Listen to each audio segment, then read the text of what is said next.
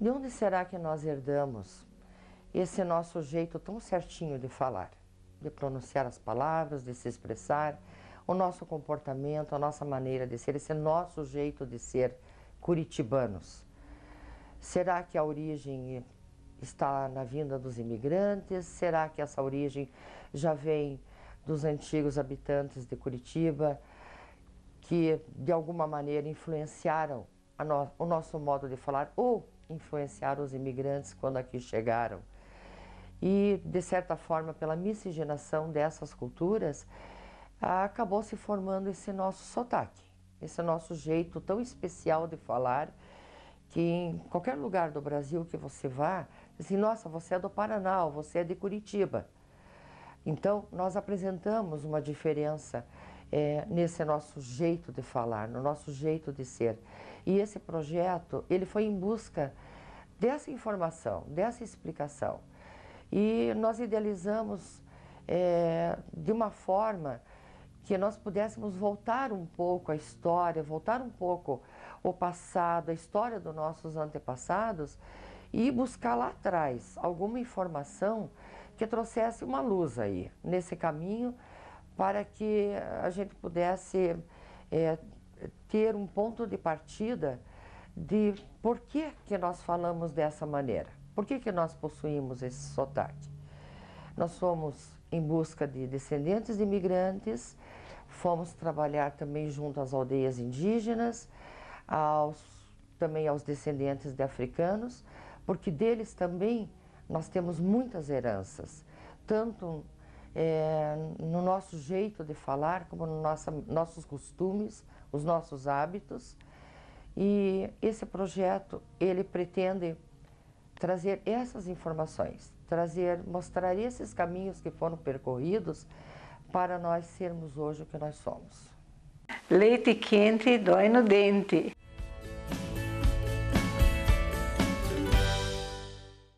Os portugueses nunca se sentiram estrangeiros no Brasil.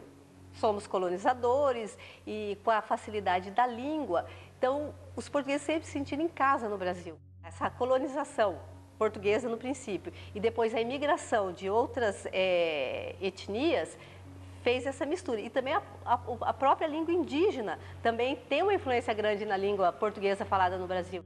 Falar um pouco da minha trajetória, né, como indígena, estudante e oriundo, né, de uma aldeia tradicional, onde a primeira língua é a língua materna, até hoje, né, que é a língua indígena caingangue. Sou da marca Camé, que é uma das clãs que divide o povo caingangue, marca listrada. Meus pais chegaram na década de 50, o meu pai chegou em 1958, já adulto, com 28 anos, a minha mãe chegou em 1952 com 13 anos de idade, veio com os pais dela, eles se conheceram aqui. E minha mãe, quando meu pai conheceu ela já tinha 20 anos, já tinha bastante tempo no Brasil.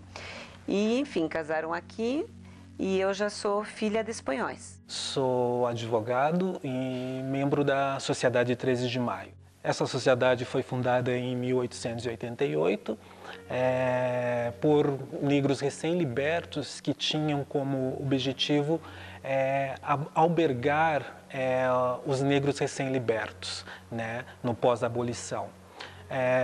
Consta que no livro Ata, que no dia 3 de maio, ou seja, alguns dias antes já da abolição, que foi no dia 13, né, esses negros se reuniram com o intuito mesmo de dar uma assistência. Então, eles pensaram em fundar essa casa, né, para albergar realmente esses negros que seriam libertos no dia 13 de maio. Assim, em 6 de junho de 1888, após toda a documentação, né, eles realmente fundaram essa sociedade que esse ano completa 130 anos, junto com a abolição. Eu sou a primeira geração aqui no Brasil. Meu pai veio com meus avós fugidos da Segunda Guerra, da Alemanha para o Brasil. A minha mãe, ela é brasileira. Então, meus avós fugidos de guerra são os paternos, não os maternos. Se estabeleceram em Santa Catarina, em Porto União, depois União da Vitória, depois fomos para Entre Rios e daí voltamos para Porto União novamente e com o tempo viemos morar em Curitiba. Quando cheguei no Brasil, não tinha conhecimento da relação da língua portuguesa, porque geralmente os libaneses, eles falavam os francês, a segunda língua francesa. A questão dos franceses foi dominaram o Líbano depois da Segunda Guerra Mundial, né? Então, a gente não tinha conhecimento da relação da língua portuguesa, mas, porém, ajudou bastante a língua francesa a aprender mais rápido a língua portuguesa, porque são da mesma origem, né? Origem de raiz latina. Vieram em 4 irmãos, né? Que vieram da Ucrânia. Vieram em 4 irmãos e veio a minha avó veio como era um outro que o sobrenome delas é Nogas até, da minha avó era. E daí ela veio, mas ela veio com 16 anos de idade, daí ela veio e casou daí no Brasil.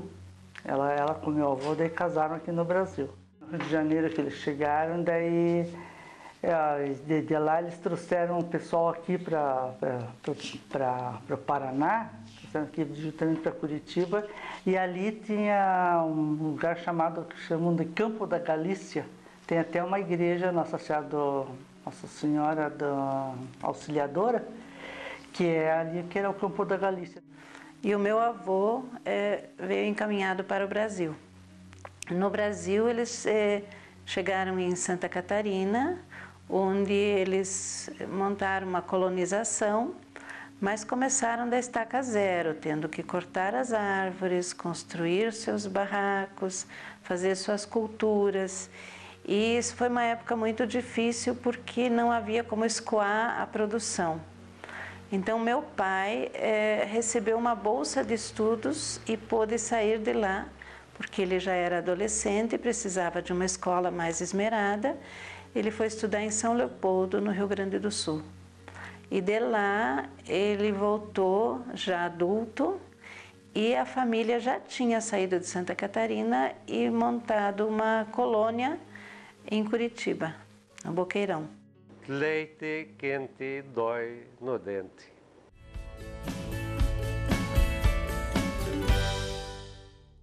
Nós sabemos que a língua portuguesa não é uma língua muito fácil, até por conta da diferença com as línguas eslavas desses povos que para aqui migraram. Ainda hoje, nós, quando falamos com algum imigrante ou com alguém que não tem domínio da língua portuguesa, nós falamos de forma silábica para nos fazer compreender.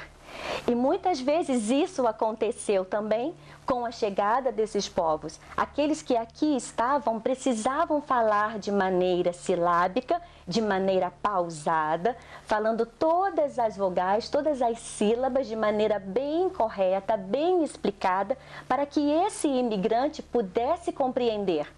Da mesma forma, o imigrante aprendia também dessa maneira silábica nas escolas ou então nos grupos onde eles aprenderam a língua portuguesa, e no momento que eles faziam essa comunicação, eles também se expressavam de maneira silábica.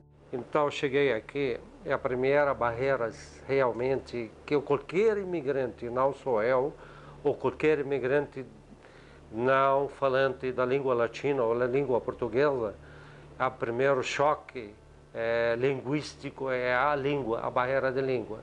Então, eu imaginava que chegava aqui, falava francês, né, eu conseguia me virar, entender com os brasileiros, imaginava que eles conseguem entender o francês, que é a mesma língua, né, ou são próximas, né?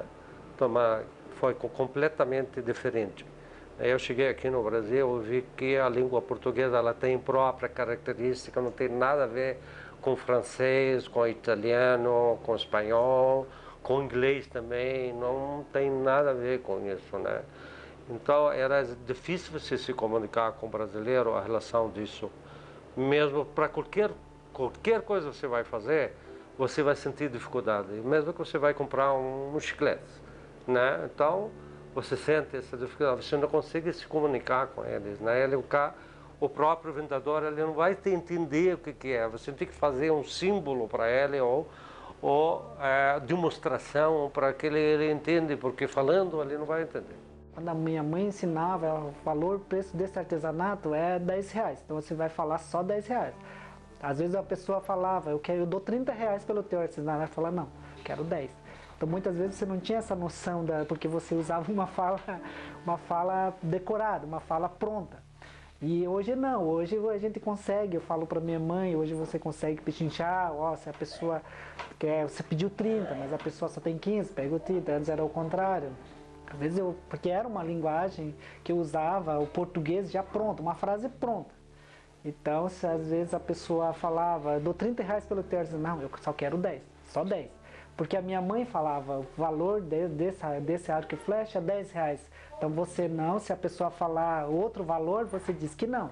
Então às vezes eu poderia ter saído ganhando, se eu soubesse o português eu saía ganhando, mas não era esse o ensinamento que a minha mãe me passou, né? Então hoje eu começo a analisar, hoje a gente começa a pensar, a gente fala para os nossos filhos, né, essas realidades para que eles também possam, né, passar desses limites, né, dessas dificuldades. Quando a gente fala da linguagem africana é muito difícil porque a África é um continente, né, com 54 países e que cada um influenciou tanto na linguagem do povo africano, só que eles têm a língua de raiz que predominou, e como nós aqui que tem essa fusão de a língua africana, a língua indígena, a língua portuguesa e língua junta com a francesa, com a alemã. Existe a língua quimbundo, que é falado e que também é preservado na África. Os países falam inglês, falam francês, falam outra língua, mas o quimbundo eles falam entre si. E também a gente aprende um pouco dessa linguagem sem até saber que está pronunciando, não é? Por exemplo, cochichar. Todo mundo sabe o que é cochicha, né? Cochichar, cochilar, zangar, zangado. Era difícil de aprender a falar em português, né? Tudo que vinha jornal, tudo da Polônia, né? Para eles ler, era tudo polonês, né? Então era difícil eles aprender português, né? Mas aprenderam, né? Na Mara, mas tinham que aprender. Porque, né? Eles tinham que ir para a escola, né? Depois obrigaram a ir para a escola brasileira, né? Aí tinham que aprender na Mara. A minha mãe falava português, ela aprendeu. Ela, quando era moça, menina, ela ia lá da colônia, vinha ali na Branches estudar. O meu avô obrigava a estudar. Ele era analfabeto, né? Mas disse, eu quero que minhas filhas aprendam a falar, né? Um pouco português e polonês, né? Falar. Meu pai daí sabia falar bem. Ele sabia falar em alemão, espanhol, italiano. E ele era analfabeto. Não sabia ler, não escrever, fazer uma conta, nada. Meu segundo contato foi quando eu fui para a escola, que me levou o sócio do meu pai pela mão, explicou tudo direitinho, o que eu tinha que dizer, né? Que eu tinha que explicar que eu não entendo português. Me deixou, disse na qual fila eu ia entrar, etc. e tal. E de repente entrou um cachorro no pátio, começou aquela criançada a gritar, passa cachorro, passa cachorro. Quando eu entrei na sala, a professora falou qualquer coisa, mostrou para mim e disse que era para eu levantar. Eu levantei e com a maior cara de pau, bem inocente, disse, passa cachorro. Em vez de dizer que eu não entendia português. Quase fui expulsa da escola no primeiro dia. Antes de chegar, quase fui expulsa. Se não fosse uma professora que era da comunidade ucraniana e que foi para o gabinete da diretora fazer a tradução para me explicar, eu teria sido expulsa. Assim que eu aprendi o português.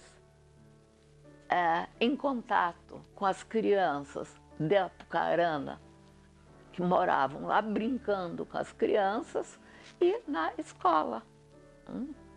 Tanto quando vim em 52 para Curitiba, eu não tive dificuldades com o idioma. Claro que os que vieram sem saber falar o português, eles tiveram várias dificuldades, né, de relacionamento com a população local, que à medida que foram vivendo, foram aprendendo a língua, né?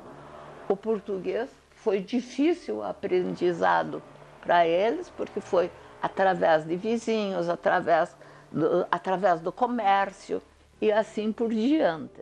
Foi muito difícil, porque assim que chegaram aqui, daí o que se falava muito é o dialeto vêneto, aqui em Santa Felicidade.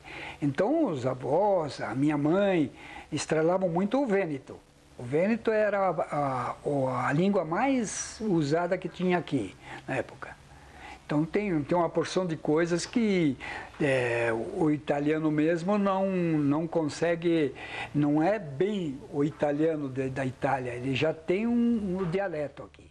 Como eu aprendi português? Eu português, me dá esta vergonha falar, nunca consegui falar o português como falam outros. Se vou devagarzinho, vou. Mas estuve 42 anos no consulado. E o consulado me atrapalhou muito, porque falava a cada minuto espanhol. E sigo falando com minha mulher, com meus netos. E como nunca me ha hecho falta o português para sobrevivir, não sou eu só que falo assim. Eu encontro poloneses aí, franceses, italianos que falam como eu, mesclado. Nos chamamos chapurreado espanhol. É igual que um argentino falar espanhol, nunca vai. Você não fala português que falam em Portugal. Impossível. Então eu não escrevo português, para que sepa você. Não é que me sinto com vergonha, não.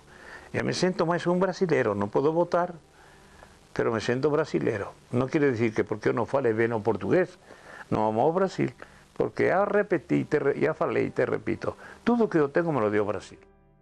Porque puseram no primeiro ano, me lembro, e não é que não sabia a letra, eu sabia às vezes a letra, mas não sabia pronunciar. Então eu acabei indo para o jardim para começar a aprender, para depois voltar para o primeiro ano. Né? Isso que era o mais difícil, né? Porque não conseguia me expressar às vezes as coisas. Né?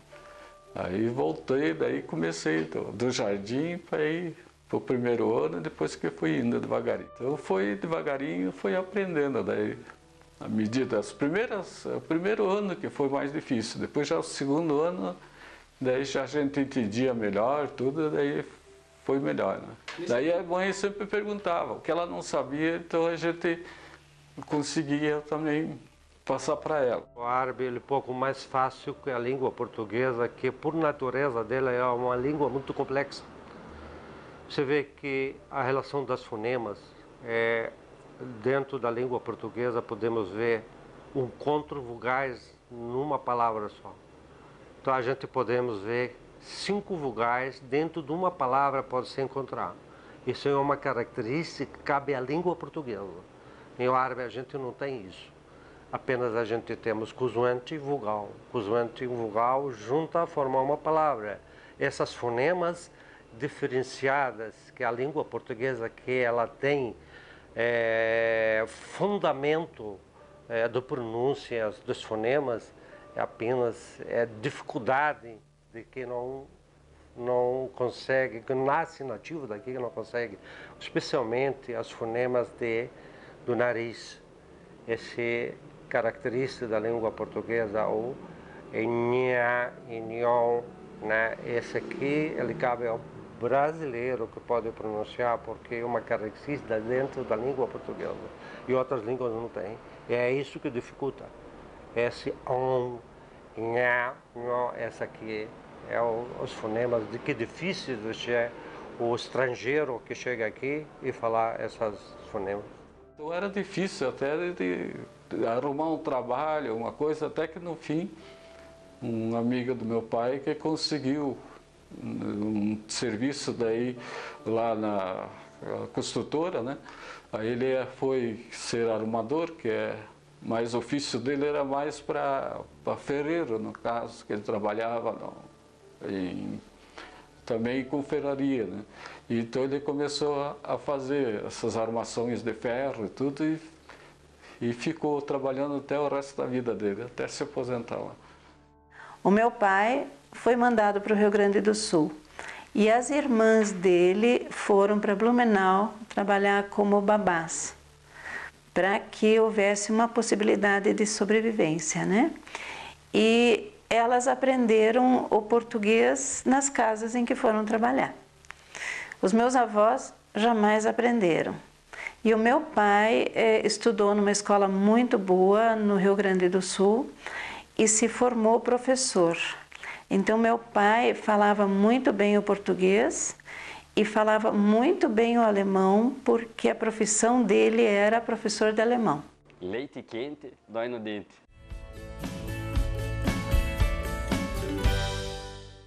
Eu sou antropólogo de formação e atualmente trabalho nessa escola, né, Emília de Irapotã, na aldeia Tupã-Ecretã, como professor de História e Geografia, né.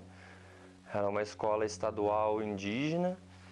Nós temos cerca de 18 alunos, né, das etnias Mbá, Guarani, Caingangue,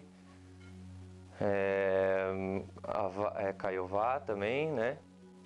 E são pessoas que têm de idades diferentes, que ainda estão cursando o ensino médio e fundamental. Eu dou as aulas para o ensino fundamental, né? E são pessoas que têm a sua trajetória com a língua, né? Com o aprendizado da língua do Guarani, do Caigangue, do português, de maneira muito singular, né? Na história de cada uma dessas pessoas, né?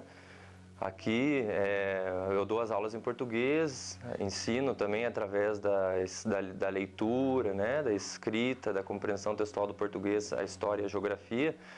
Mas as pessoas na sua casa, né, até nas aulas de Guarani e Caigangue ofertadas pela escola, né, com a mesma grade horária, inclusive, que o português, elas dão continuidade, né, aprendem um pouco dessas outras línguas também, que não é só a língua materna, né. É uma aldeia que tem moradores Caingangue e Mbiá Guarani, né, majoritariamente, como eu havia dito. São etnias que são de troncos linguísticos e famílias linguísticas bastante diversas, né? O Caingangue do tronco G e o Guarani do Tupi-Guarani são línguas muito distintas, né? A gente observa a presença, né, dessa língua, de resquícios dela, de transformações a partir dela, nos topônimos, né, nos nomes dos lugares, nos nomes de acidentes geográficos que eventualmente tem na geografia brasileira, né, nos nomes das cidades, que são, por uma razão do seu acidente geográfico, tinha um determinado nome dado aos indígenas, né, por exemplo, Piraquara, né, o Buraco do Peixe, que é uma região onde já tem uma presença, né, hidrográfica expressiva, daqui, né, do Piraquara, aqui perto, onde nasce o Rio Iguaçu, por exemplo, né, cuja foz é a Foz do Iguaçu, né. Então, Piraquara, Tatuquara, Uberaba, Guabirutuba, né, são geônimos, né, nomes de acidentes geográficos, de lugares que se preservaram, o nome em si, ainda que muitas vezes tenha se perdido o contexto, né? A partir do qual esse lugar se chamava assim. Eu não fui forçado a aprender o português. Houve, na época, um respeito muito grande, porque o cacique, na época tradicional, ele colocava isso para os profissionais. Então é um processo lento, tal, né? Hoje a gente acaba até forçando um pouquinho mais, né? Porque a gente tem que dar conta, né, do sistema, né, que é do governo do estado com relação a registro, né, de todos os materiais e tudo que acontece aqui na escola. E a gente sempre fala para as crianças indígenas que eles são os futuros, né? A minha mãe queria que nós falássemos polonês, né? Porque polonês, língua polonesa é difícil, né? E nós tínhamos que aprender a falar na Mara, né? Daí quando aprendemos a falar entre irmãos, tudo, daí esquecemos o português. Daí porque era só polonês, né? Aí esquecemos, fomos na escola polonesa e tudo mais, né? Daí a gente esqueceu, né? Só falava em polonês. Então, daí quando fomos para a escola polonesa, meio-dia era polonesa, meio-dia era brasileira, daí a gente aprendeu a falar em português, né? E a professora obrigava a falar, né? Em casa, a gente sempre falou em alemão, nunca falamos outra língua.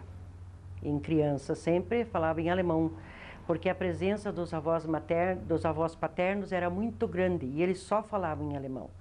A dificuldade era muito grande. Eu fui aprender a língua portuguesa na escola. Estudei no Colégio Santa Cândida, era só freiras na época, e para nós era muito difícil. Primeiro eu e meu irmão mais velho e depois, consecutivamente, os dois mais novos. Era muito difícil porque a gente não entendia o que a professora falava. Nós, mais de tudo, que a gente só falava italiano. E daí tinha uma professora, ela coitada, ela me deu aula na segunda série, mas ela não sabia quase falar o brasileiro, ela não sabia. Então ela dava mais as matérias assim, italiano, porque a gente tinha que saber fazer a tabuada na época. O importante, a gente aprendeu, o importante mesmo, era aprender a fazer conta. Não chamava nem, chamava aritmética. Então ela dava, mas daí chegou numa época que o Getúlio Vargas proibiu os imigrantes de falar a língua deles no Brasil. Então ela ficou tão traumatizada que ela depois foi aprender a falar o brasileiro. Ela devia ter uns 15 para 16 anos, essa professora. E ela nunca mais na vida dela ela falou italiano. Porque era proibido falar e principalmente a professora ensinar o italiano. Falar um pouco da minha trajetória, como que foi esse contato com a língua portuguesa. Iniciei as minhas atividades na escola com um professor bilíngue, um professor formado por uma escola no Rio Grande do Sul. Ele era gaúcho, né, meu professor, ministrando os 2 primeiros anos de educação infantil, que hoje nós chamamos de pré, só na língua indígena. Tive contato com a língua portuguesa a partir da segunda série, com uma professora que também era funcionária da FUNAI, onde ela ministrava as aulas das disciplinas. Aí eu comecei a desenvolver, concluindo a 4ª série. Na época na aldeia não tinha, né, ainda a 5ª e 8ª, e eu tive que sair fora da aldeia para poder estudar fora. Aí que começaram as primeiras dificuldades, a questão da discriminação, o preconceito por eu falar só a língua indígena, o meu português ainda ela não era desenvolvida, eu falava pouco português, porque para mim é uma língua estrangeira, a segunda língua, né? Então meus colegas que estudavam comigo anos iniciais, eles acabaram desistindo, muitos nem chegaram a se matricular, onde eu acabei indo sozinho estudar, né, na 5ª série. Claro que no primeiro ano eu tive minhas dificuldades por falar só a língua indígena, né, para poder entender os professores, porque eu estava em um outro país, né, eu estava em uma outra situação que não era do cotidiano. Eu não me lembro, assim, de ter tido dificuldade para aprender espanhol, né? Eu sim me lembro que depois da minha vida inteira eu sofri muito com o português. As minhas notas, assim, em português eram sempre vermelhas. E a gente sempre falou, na minha casa, sempre se falou em espanhol. A princípio, quando eu fui para a escola, eu tentei voltar para cá, eu voltava para casa e queria falar português. E a minha mãe, aí ela realmente foi muito astuta, ela foi visionária e ela me obrigava a falar espanhol. Tanto eu como meu irmão, eles não permitiam que a gente falasse em português, Não sei, eu não sei por que eles pensavam isso, né? Mas com o tempo minha mãe foi dizendo que a única herança que ela podia me deixar era o idioma. A criança tem muita facilidade em aprender línguas simultaneamente e sabe exatamente com quem ela deve falar qual língua. Então nós sabíamos que dentro de casa se falava alemão, mas no que eu saísse de casa falava português. Então isso entrou simultaneamente. Não houve um momento do aprendizado do português, né? Onde, por exemplo, na comunidade onde as pessoas só falam alemão, as crianças acabam aprendendo português só quando entram na escola. Mas não foi o nosso caso. No nosso caso, nós estávamos aqui já morando na cidade, nós nunca moramos na comunidade, sempre moramos na cidade. E os nossos vizinhos sempre falavam português. Então, como criança, nós aprendemos os dois idiomas simultaneamente, né? Isso para a criança não tem dificuldade nenhuma. Ela aprende 2, 3, 4 idiomas simultaneamente. Leite quente dói no dente.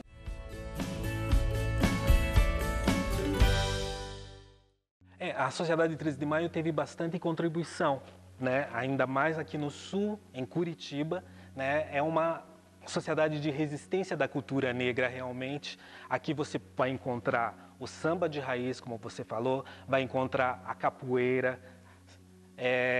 Em eventos você vai encontrar também a gastronomia de origem africana. Outros eventos que nós promovemos aqui também com os novos africanos que aqui chegaram. Essa é o perfil dessa sociedade. Ao falar do conceito de cultura, temos que pensar a cultura não como algo estático, algo parado no tempo. A cultura é algo vivo, né? As manifestações humanas, as mais variadas, podem ser entendidas como cultura. Podemos entender como cultura o conjunto de práticas, o conjunto de representações, mas também o conjunto de símbolos, de crenças, aquilo que norteia a prática humana em todas as suas esferas de atuação. A cultura está presente através da linguagem, né? Há um intrincamento muito grande entre cultura e linguagem, difícil separá-las. Tanto que grandes antropólogos, quando vão estudar outras culturas, a primeira tarefa é aprender a língua, porque a cultura se expressa de forma muito intrincada com a própria língua. Então, a linguagem e a cultura são fenômenos muito associados e de difícil distinção. E eu me lembro que meu irmão, quando eu chamava ele, o nome dele era Roberto, e eu falava: Roberto! E minha mãe brigava comigo. Não, é Roberto. E tanto que é muito engraçado, porque eu sempre pronuncio Rosa, Roberto, né? Marco muito os R's, porque o espanhol ele não tem essa fonética gutural, né? E eu sofria muito com o R. E foi engraçado que quando os meus filhos nasceram, eu percebi que os brasileiros tinham muito problema para falar o espanhol com o R. E então eu obrigava eles também, naquele jogo de O Rato Roeu a Roupa do Rei de Roma, desde pequenininhos, para que o R fosse uma pronúncia correta, né? Para que eles falassem o espanhol corretamente. Essa geração de imigrantes, que foi a terceira onda migratória que o Paraná recebeu na década de 50, infelizmente não preservou o seu idioma. Talvez pela proximidade do português com o espanhol, realmente são poucos os filhos espanhóis que falam o espanhol, o castelhano. Houve também um grande problema para manter o idioma por esses idiomas regionais que a Espanha manteve, né? Os catalães, os galegos. Mas, de certa forma, aqueles que falavam o castelhano normal, que na Espanha se diz castelhano, também não fizeram um grande esforço para manter o idioma. E eu acho que a proximidade com o português ajuda a você não manter o idioma. Então, você fala já misturado, a gente já entende, você fala uma palavra e parece que é espanhol, mas não é espanhol, né? Eu sempre conto que, por exemplo, eu com 13 anos, numa viagem para a Espanha, descobri que caneta não era uma palavra espanhola, Mas na minha casa a gente sempre falava, passa-me a caneta. Ninguém falava que estava errado, eu descobri que era bolígrafo. Então, porque era muito mais fácil você dizer caneta que você dizer bolígrafo. Então, são palavras que foram se perdendo. A questão é o seguinte, minha mãe bem que gostaria, né? Mas o meu pai não, por ser polonês, né? O polonês, e daí ia dar discórdia na família. E para não haver discórdia na família, então ninguém teve a felicidade de aprender ucraniano, nem polonês. Os Guarani habitaram mais o litoral, né? Os povos de língua tupi-guarani, né? E os caigangue e os planaltos, majoritariamente. A gente está numa região bem de divisa entre a Mata Atlântica e a região de Planaltos, né, no Paraná. E no que tange a língua, né, o aprendizado da língua ou a influência da língua, dentro do português, o Guarani ele foi muito mais preponderante que o G, né? Mas houve muitas comidas que foram recriadas aqui, porque a alimentação era muito escassa na senzala, e aí os patrões não comiam os miúdos do porco. Não comia a cabeça, não comia a orelha, não comia o pé, não comia rabo de porco. E aí os negros pegavam tudo isso e foi juntando e misturando no feijão, cozinhando com feijão e colocando seus temperos, e tornou-se a feijoada, que hoje ninguém diz que a feijoada foi criada dessa forma, diz que a feijoada é brasileira, a única comida brasileira. Sim, ela nasceu aqui no Brasil, mas ela foi criada pelos negros em uma situação de vulnerabilidade. Eu falo mais do dialeto da minha mãe, que era de Tirol. Meu pai era de Feltre, uma cidade pequena de Belluno, e a minha mãe era tirolesa. Hoje com os meus filhos e os meus netos, eu falo mais o português do que o italiano. Mas também, se eu falar italiano, eles não falam. Porque daí nós tivemos um problema. Quando a gente começava a fazer segundo, terceiro e quarto ano, na época, tinha um colégio aqui, que era de 4 irmãs, e todo mundo tinha uma grande dificuldade na matéria de português. Muita dificuldade. Todos os filhos de italiano apanhavam naquela matéria de português. Então a gente foi crescendo assim, até ficar moço, tudo com aquela ideia, puxa, se falasse o português era melhor para o aluno aprender, aquela coisa toda. Então eu também fui falando já com os filhos só brasileiro. E claro que eles entendem tudo que eu falo italiano. Eu falo bastante italiano na minha casa até hoje. Tem uma moça que trabalha comigo, com ela eu só falo italiano. Na verdade, eu só entendo. Falar eu não falo. Eu entendo porque quando eu era pequeno, desde criança, a minha nona, minha bisa-nona, a dona Rosa, ela fazia os almoços todos os domingos e os cafés também. E desde criança eu convivo escutando o dialeto que eles falam em italiano, né? E daí, ao longo do tempo que a gente vai escutando, a gente vai aprendendo, mas falar eu não falo, eu só falo em brasileiro mesmo, em português. O jeito que ela fala é mais puxado para o dialeto deles, que vem da Itália mesmo, né? Como que eu posso dizer? Uma expressão mais antiga, né? Do nosso modo de falar de hoje em dia, né? Eu acho que, na verdade, a gente acha que é uma coisa muito legal, assim, porque é uma tradição, na verdade, né? Porque antigamente eles falavam só italiano. Aí, ao longo do tempo, que eles foram passando gerações, que agora a gente só fala o português mesmo. Mas eu gostaria de saber falar também esse dialeto que eles usam. Os meus tios, minha nona, o meu nono usava, né? O vêneto eu entendo algumas palavras, mas bem poucas. Quando meu avô e minha avó estão conversando, eu só consigo acompanhar algumas palavras que eles falam. São bem poucas. Em casa, como a gente falava sempre só em alemão, a vovó só falava conosco em alemão. E mesmo quando o papai e a mamãe também estavam em casa, à noite, no final do dia, também só se falava em alemão. Mas quem sempre ficava conosco, praticamente o dia inteiro, vai para a escola, volta da escola, tem seus afazeres, cada um tinha suas obrigações, era a vovó, né? E ela só falava em alemão com a gente. Então se preservou a língua na nossa família por causa dela. Eu acho que se não tivesse tido isso, a gente não teria até hoje essa herança, porque eu acho que é uma grande herança, principalmente em tudo. E eu tenho comigo uma coisa assim, que as pessoas deveriam, eu começo a ficar emocionada, preservar mais a sua cultura, bem mais, não importa a raça, qualquer raça, preserve a sua cultura, a sua língua, sempre, que eu acho que isso é muito importante para a formação do ser humano. Leite quente dói no dente.